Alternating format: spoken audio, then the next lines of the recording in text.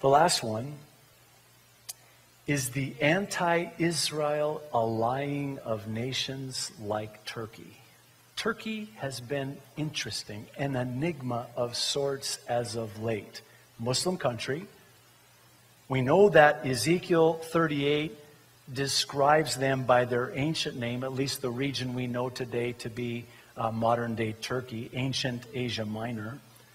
But they're allied with this Russian, Iranian-led alliance of Muslim nations that strike Israel. Well, just in the last week, they moved ever so forward to taking a stand, making it very clear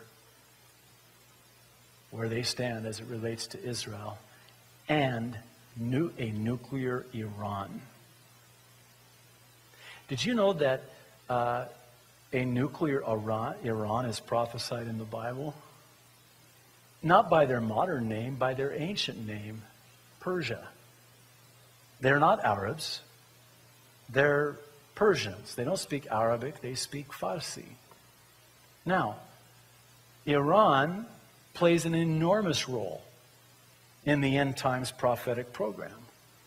But Turkey had to come into that alliance with these nations in their sole goal of wiping Israel off the map, which fulfills, of course, all the prophecies, not the least of which is the one in Psalm 83, where the psalmist writes and prophesies and says, "Come," they say, these nations, "let us destroy them as a nation so they are no more." In other words, let's wipe them off the map. Psalm 83 virtually quotes verbatim what Ahmadinejad says all the time. He wants to wipe them off the map.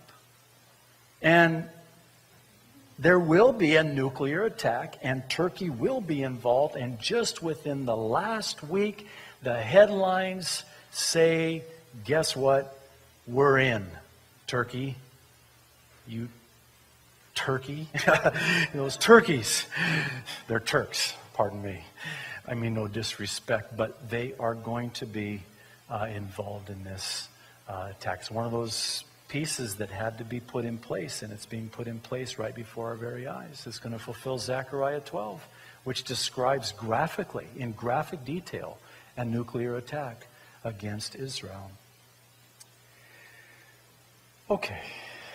Heavy, yeah? Now what do we do? I don't know. What are we going to do?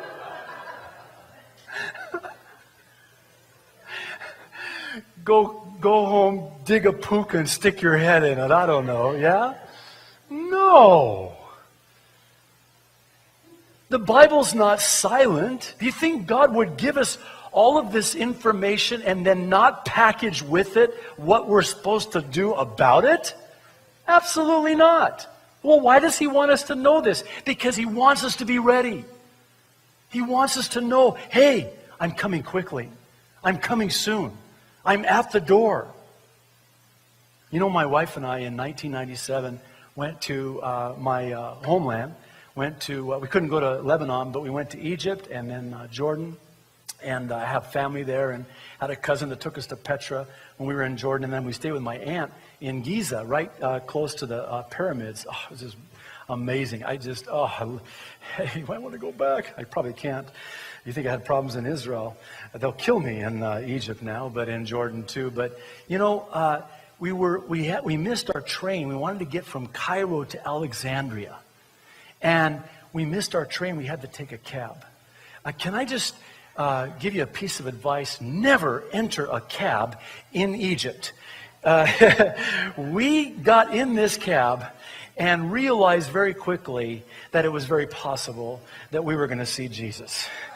There was no way we were going to arrive there safely because, see, he wanted to get there and back as quick as he could because it meant more money for him. So we're speeding through it. Forget sightseeing. It was like, oh, wow, that was the Nile. Did you see that? It's gone now. But, you know,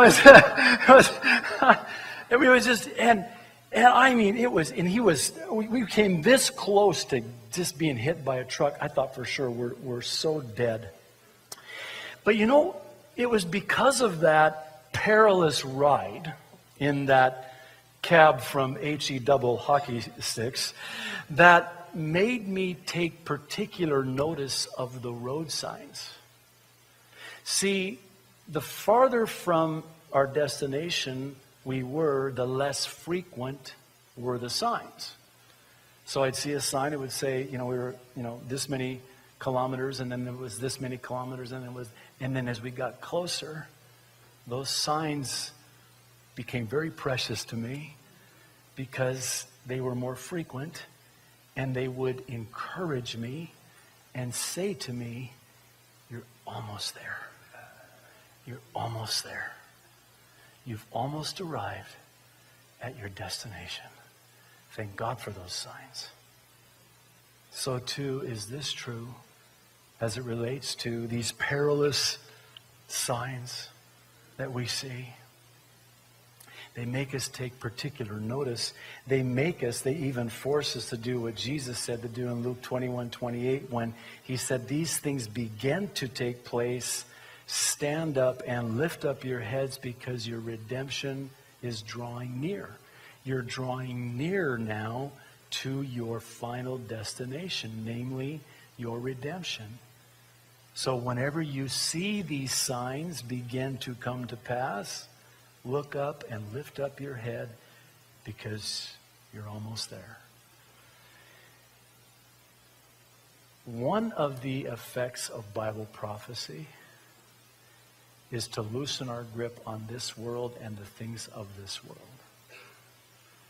And that's one of the reasons why I believe God has given us so many prophecies in such detail, because it shows us just how close we are, and it has a way of changing how we view this world and the things of this world. He wants us to be ready. He doesn't want his return to be for us as a thief in the night. For us as believers, this is what this is for. If you're not a believer, then John 14:29 is for you. Because this is where Jesus, in effect, says, I'm going to tell you what's going to happen before it happens, so when it happens, you'll believe. Do you know that no other religious writing can make that claim? There are no prophecies in the Quran. There's no prophecies in the religious writings of Buddhism.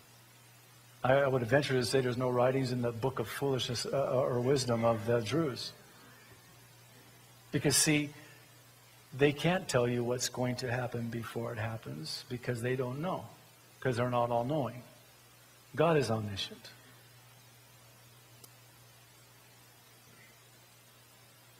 If you don't know Jesus Christ, you are given this sure word of prophecy. In other words, God's saying, you should investigate my record. You should see my track record.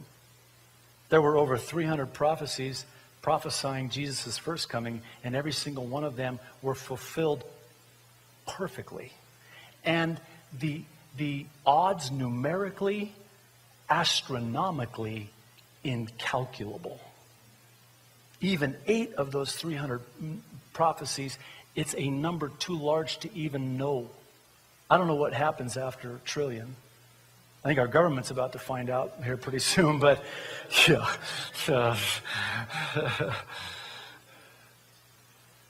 A jillion? I don't know. But it's even beyond that. There's so many zeros on just the odds of 8 of those over 300 prophecies being fulfilled. And that's just his first coming. If there's something in this life that you still have a grip on, or maybe better said, that still has a grip on you, as you're partaking today in remembrance of what the Lord did for you, would you surrender it to the Lord? If you've got some unfinished business with God, you need to tie up your loose ends. Can I say it this way? You need to get your affairs in order, because he could come at any time.